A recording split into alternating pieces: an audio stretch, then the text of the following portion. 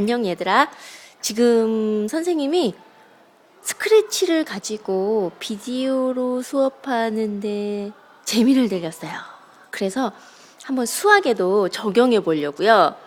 선생님이 지금 교과서 164쪽을 펴고 있는데요. 선생님이 지금 요 4번에 해당되는 내용을 한번 풀어보려고 해요.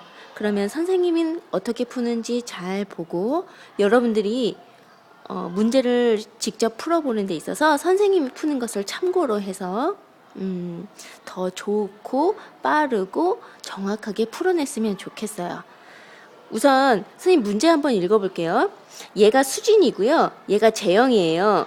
둘이서 수진이하고 재영이가 혼합 계산식 만들기 놀이를 하는데 규칙이 있어요. 수진이가 문제를 내죠. 읽어볼게요. 1부터 5까지의 수를 한 번씩 모두 사용하래요.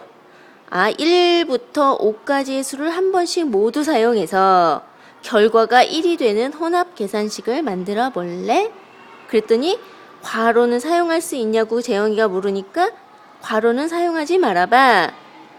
덧셈, 뺄셈, 곱셈, 나눗셈도 한 번씩 해야 돼? 아니, 여러 번 사용할 수 있어.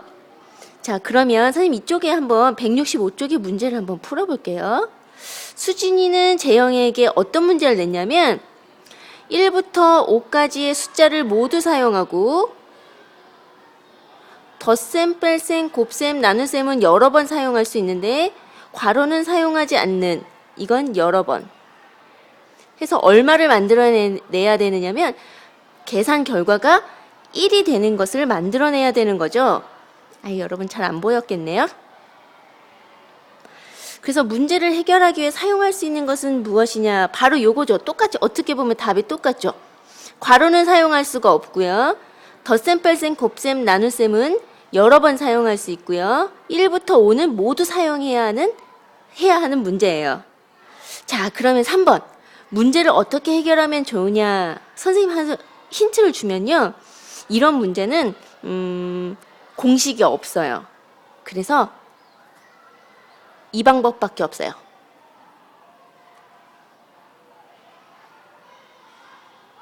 예상하고 확인하기. 그러면 근데 무턱대고 예상하면 안 돼요. 그건 수학이라고 볼 수 없어요. 조금 더 머리를 써야 돼요. 어떻게 하면 1에 가까울까 하는 거죠. 선생님이 여기서 하여튼 계산 결과가 1이 나오려고 하는데요. 한번 그냥 예상할게요. 전략 없이, 아이디어 없이. 자, 그러면 이제 예를 들면 1부터 5는 모두 사용해야 하니까 선생님 한번 해볼까? 5 더하기 4 나누기 2 더하기 1 빼기 3. 자, 지금 이거 수진이가 낸 조건에 모두 맞죠? 1, 2, 3, 4, 5 숫자 5개 다 썼고요. 덧셈, 뺄셈, 곱셈, 나눗셈은 연산 기호는 얼마든지 중복이 가능하다고 그랬으니까 덧셈을 2번 썼어요. 곱셈을 안 썼어요. 혹시 선생님이 곱셈을 안 쓴 이유를 알까요? 그렇지. 모르면 선생님이 수업 중에 가르쳐 줄게요. 곱셈을 사용하지 않았어요. 왜냐하면 선생님이 계산 결과가 1이라고 하는 숫자는 굉장히 작은 숫자거든요. 자, 한번 봅시다. 이거 계산해보자. 혹시 1이 나오려나? 우선 덧셈, 뺄셈, 곱셈, 나눗셈이 섞여 있을 때는 괄호가 없으니까 요거 먼저 하면 2. 자, 순서대로 할게요. 2개 더하면 7. 7에서 1 더하면 8. 8에서 3 빼면 계산 결과 5 나오네. 자, 조금 선생님 이렇게 잘 보이죠? 지금 5가 나왔어요. 괜찮아요. 이거 그냥 5 써도 괜찮아요. 그런데 지금 수진이가 낸 문제는 계산 결과가 1이 나와야 하잖아요. 지금 선생님은 이렇게 예시를 들어준 거예요. 자, 그렇다면 선생님이 힌트 줄게요. 아무렇게나 예상하면 시간이 너무 걸려요. 여기서 작은 숫자가 나오기 위해서는 어떻게 해야 할까 하는 거죠. 덧셈을 주로 사용할 건지, 작은 숫자가 나오려면 뺄셈을 주로 사용할 건지, 곱셈을 사용할 건지, 주로 나눗셈을 사용할 건지. 여러분들은 작은 숫자가 나오려면 곱셈 쓸 거예요? 나눗셈 쓸래요? 작은 숫자가 나오려면 덧셈 쓸래요? 뺄셈 쓸래요? 한번 생각해 보시고요. 두 번째, 선생님이 여러분 요거 한번 보세요. 나눗셈인데요. 나눗셈은 여러분도 알다시피 초등학교에서는 이런 혼합 계산에서는 반드시 나누어 떨어져야 돼요. 그래서 4 나누기 2밖에 없겠죠. 자, 또 무엇이 있느냐면 힌트. 자, 요거 한번 생각해 보세요. 숫자가 작아지려면 1, 2, 3, 4, 5 중에 가장 큰 수를 여러분들이 어떻게 활용해야 될까? 5가 제일 처음에 나오는 것이 좋을지, 제 중간에 나오는 게 좋을지, 마지막에 나오는 것이 좋을지, 물론 상황에 따라 다르겠지만.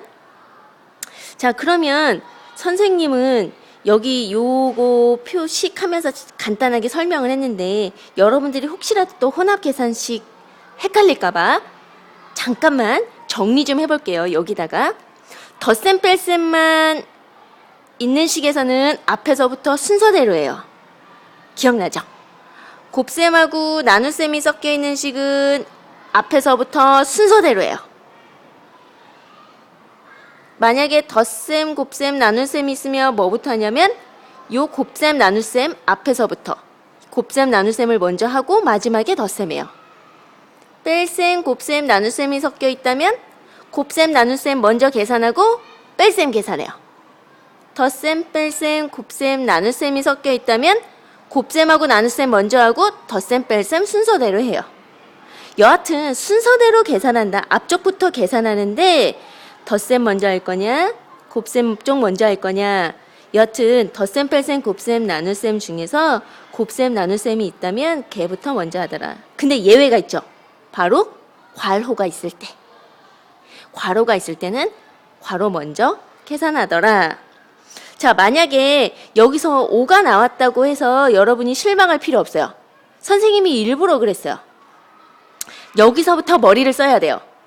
여러분이 첫 번째 계산했을 때 1이 나왔다면 가장 좋지만 그렇지 못할 경우에 만약에 이 5에서 더 숫자를 줄이기 위해서는 내가 어떤 전략을 써야 될까? 뒤에서 3을 빼지 말고 5를 뺄 걸 그랬다. 뭐 이런 식으로. 뭔가 예상하고 확인하는 방법으로 문제를 해결하되 막무가내로 숫자를 집어넣고 막무가내로 덧셈, 뺄셈, 곱셈, 나눗셈을 쓰지 말고 조금만 생각해 보세요. 그러면 여러분의 IQ가 확확 올라갈 거예요. 여기 보면 5번은 조건에 따라 1이 되기도 하고 3이 되는 거예요. 선생님은 이제 수업 중에 여러 가지 문제를 여러분한테 주고 최대값이 나오게 한번 해보고 최소값이 나오게 한번 여러 가지 활동을 해보게 할 거예요. 한번 생각해보고 내일 여러분 재미있는 수학 시간 기대해 봅시다. 안녕.